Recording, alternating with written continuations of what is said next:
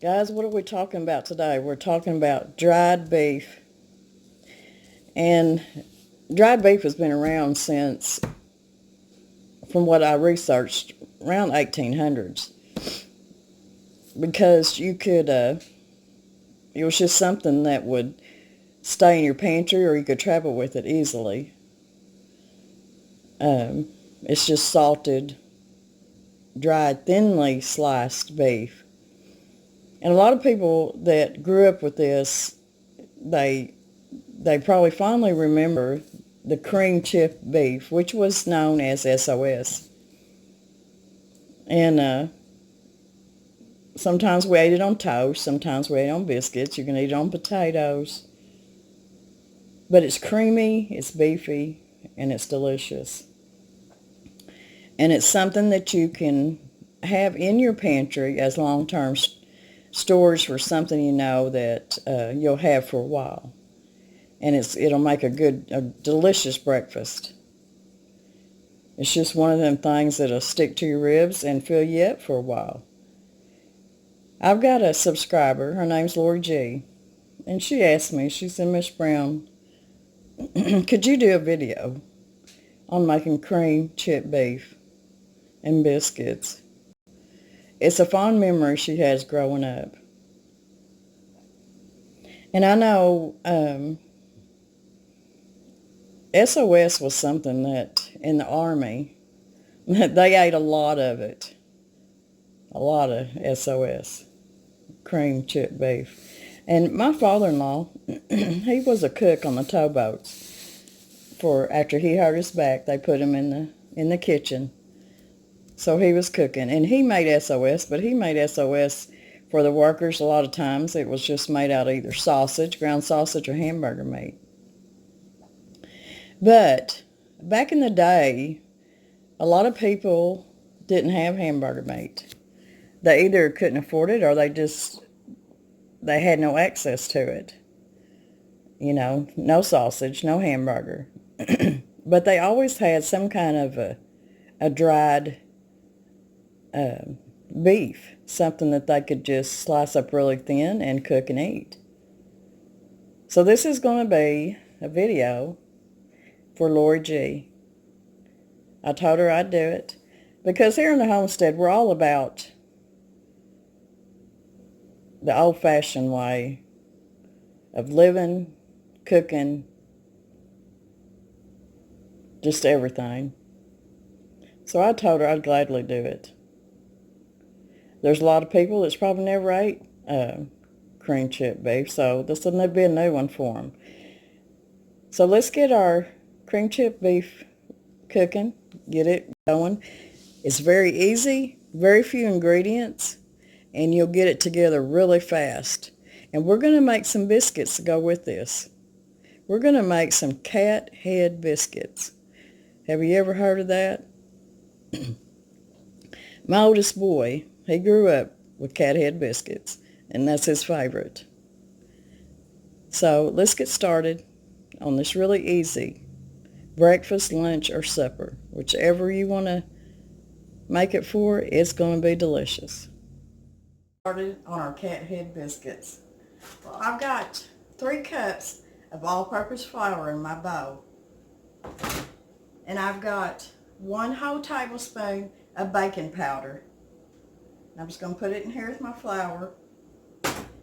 I've got half a teaspoon of baking soda. And I've got 1 teaspoon of salt. And I'm just going to mix my dry ingredients up real good. Now y'all, I've got my pan, my little skillet here that I'm going to make my biscuits on. It's heating up on my stove over here.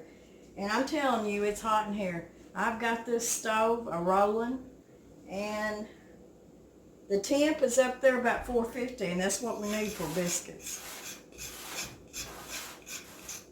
Y'all, if I start coughing, I'm sorry. We've got something going around here. Mr. Brown's really been sick, but I think he's getting better now.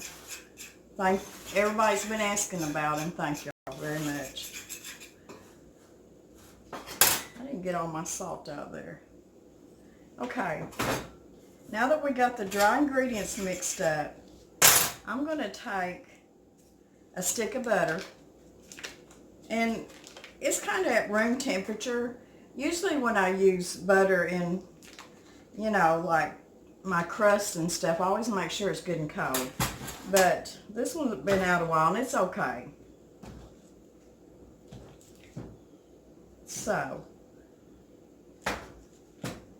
stick of butter. Now I tell y'all, this is my oldest boy, Brandon. He dearly loves cat head biscuits. I don't know why, but he does. It's just one of his favorites. And then I've got 4 tablespoons. I've got 4 tablespoons of lard. If you don't have fresh lard, use whatever shortening you have. That's about 4 tablespoons. And that's all there is to that one. Now you can take 2 forks and just work that in to your flour. Or you can do it the way I do it, because I like to be able to feel my food, because if I can feel it, I know when it's ready. I know the feel of the texture a lot better than I can if I use a kitchen utensil to do it. My hands are clean. Besides, if they weren't a little dark, never hurt anybody. But I guarantee you I washed them. You know, back in the day, biscuits was something you had every single day. It didn't matter if it was for breakfast or whatever, because you could just whip up biscuits really quick. You know, they also made bread, but they usually done that once a week when they had time, you know, to do it. I'm sure they had bread baking day. And because you had to have time to let it, you know, rise and all that stuff. So, but biscuits was an easy thing. So the texture needs to be like, kind of like cornmeal or something. And you know, if you got a few bigger pieces of butter or lard left in there, it's not going to hurt nothing. It's just going to make that biscuit even better. So the only other thing that I need is 1 1/4 cups of buttermilk. If you don't have buttermilk but you have whole milk, you can take a couple cups of whole milk and put your couple of tablespoons of vinegar in there, and it won't be long you'll have buttermilk. So, let me go get my buttermilk, because as usual I forgot it. Okay guys, I've got my 1 1/4 cups of buttermilk here, and I'm just going to put a cup, just going to put some and then I'll add to it. And I'm just going to take my fork and I'm just going to kind of pull my flour mixture into my buttermilk. You want to make you a well inside there and pour your buttermilk in it, and then pull your flour to it.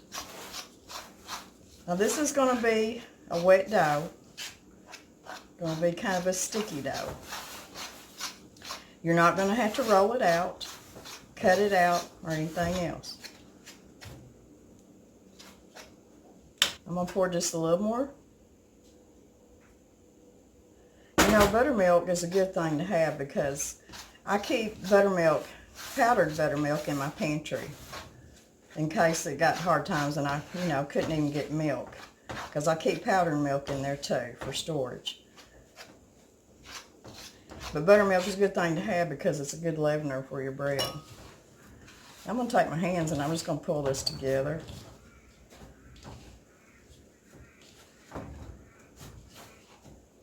All I want to do is make sure that I got all that dry flour mixed up in the biscuits. Now I don't want to really mess with this too much.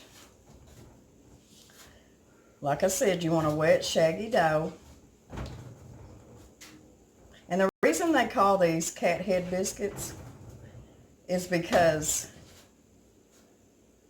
the way that we put them on our skillet to cook them, they're going to be big old round things, and they're going to puff up. They're not going to be your perfect little cutout biscuits. And I guess at some point in time, somebody said they were big as a cat head. I'm going to pour just a little more buttermilk.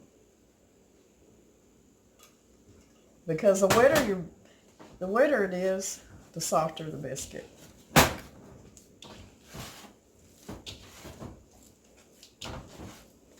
These are going to be so good. So, if you've never had cream chip beef, you're in for a surprise. Like I said, it's a good thing to have in your pantry for long-term storage. Okay. Now, I'm going to wash my hands off, and I'm going to get my skillet, and it's good and hot. I've got it greased just a little bit. You see it's smoking, you know it's hot. I'm going to take me 2 spoons,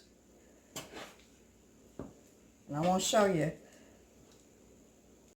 I'm just going to dip it out just like that. Put it on that pan.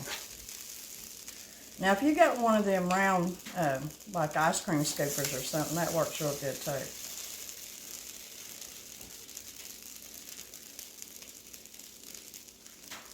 I'm not sure how many this is going to make. Whoops. It looks like it's going to make several. Ooh, that pan's hot. And so is my oven. I've got it cranked up now. And you see how easy this is. You just scoop them out. Put them on your pan. They ain't going to be perfectly round. And that's why we like them. I don't know if y'all seen Mr. Brown looking in my door a while ago. I guess he was seeing what I was doing. He just got in from work. I got home before he did this time. Okay. There we go. Now. Yep, the oven's 450. Hot, hot, hot. And I'm going to put them in the middle rack.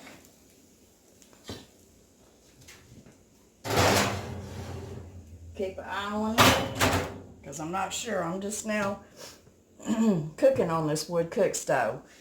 So, we'll see where we go. Okay, let's get started on our cream chip beef. And I've got 1/4 cup of butter here in my skillet. This is going to be the first time I make any kind of cream gravy on this wood cook stove, so y'all might be laughing at me. I got 1/4 cup of butter, and I'm going to put 1/4 cup of flour.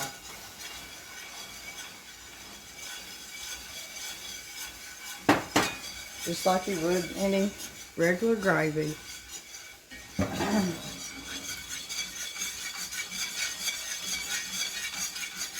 Let it cook for just a little while. She wants your flour good and cooked.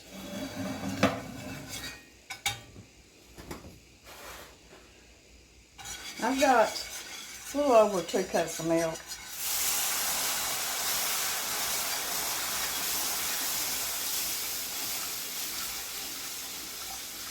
I'm going to put about 2 cups. I got a little bit more than that. We'll see how that does. If it gets too thick, I'll have to add a little bit more.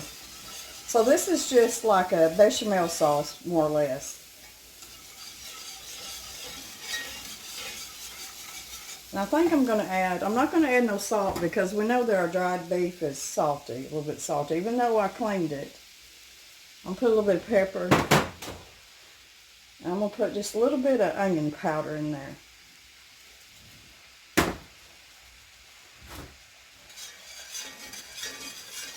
and put some more milk. Now there's a lot of different recipes for cream chipped beef. This is going to be your easiest one. You can put different seasonings in it. You can even put Worcestershire sauce in it. That's one of the recipes I've seen. But I just decided on just the easy few ingredients. And I'm not sure if this is the way Lori G is. That's how she ate hers, but maybe it's close. My biscuits are done. They're over here staying warm. The front door is open because it's so hot in here.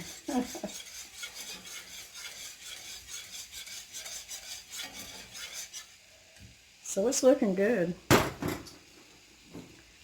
This is my chipped beef, and I rinsed every piece real good in warm water. Then I put it on paper towel and let it dry. Then I cut it up in little pieces like this.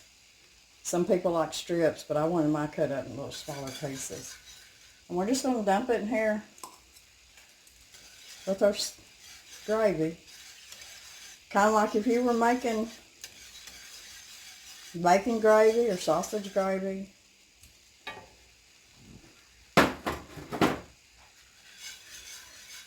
You can add a little bit of cayenne pepper to it if you like a little bit of spice. So, there is our cream chipped beef. Old-fashioned recipe. Stick to your ribs. Usually served on toast and called SOS in the military. So I'm going to get this off the stove, and we're going to get to eating. Okay, let's fix Mr. Brown a plate. These cat head biscuits. I wish my oldest boy was here to eat these.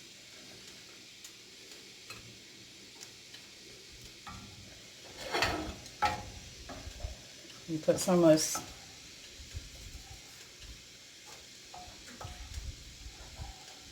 cream beef on here.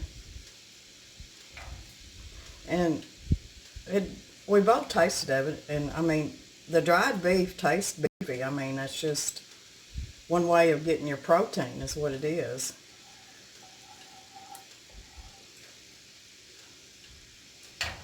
Tasted pretty good to me.